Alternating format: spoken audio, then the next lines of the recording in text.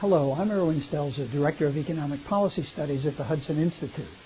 And I want to spend a little time with you today getting beyond the statistics with which economists have been burdening you lately to decide where the economy is going and what the world looks like. Too often we forget to try to translate all this stuff into terms that will show the effect on people's lives. So let me talk to you a little bit about how you will be living in the new world that Barack Obama has implied in his budget and in his policy statements. First of all, of course, he's spending a lot of time and a lot of money on the question of energy and the environment. And if the plans go through to put a price on carbon one way or the other and make energy much more expensive, which it will be one way or the other, you will see, I think, the following things. First of all, you'll probably use less of it. You've been in Europe, many of you. You know how careful they are with the use of energy there. In many hotels, when you leave a room, all of the electricity goes out as you close the door, which has a very bad effect if you've left your computer on at the time. We will be getting more and more things like that. That's what they mean by smart use of energy. We'll also be seeing an attempt to rely much more on wind and sun and much less on coal, which is going to have some very complicating problems for us, not least of them a brawl in the environmental movement over the ugliness of windmills and the huge amounts of land consumed by solar installations. But we'll get more from that, and it will be expensive. It'll either be subsidized or your utility bill will go up. The other aspect of energy use will relate to your car.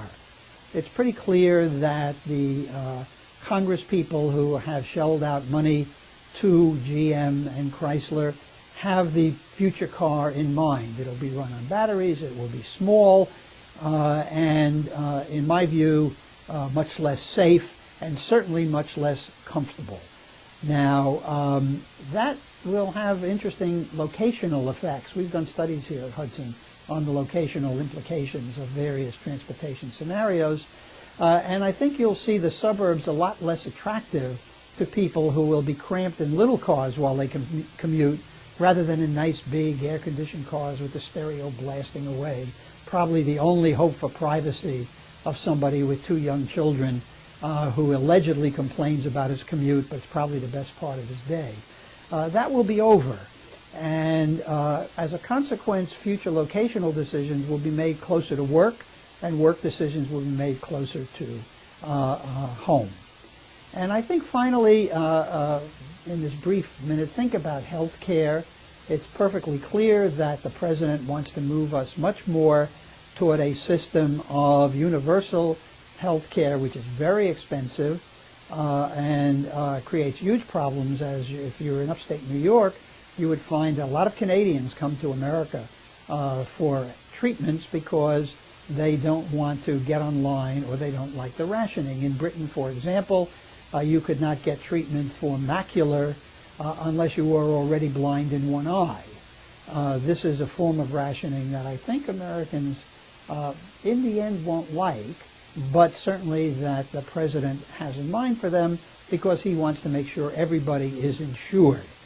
Now, those are just a few of the ways you will live differently if the Obama regime perpetuates itself for a second term.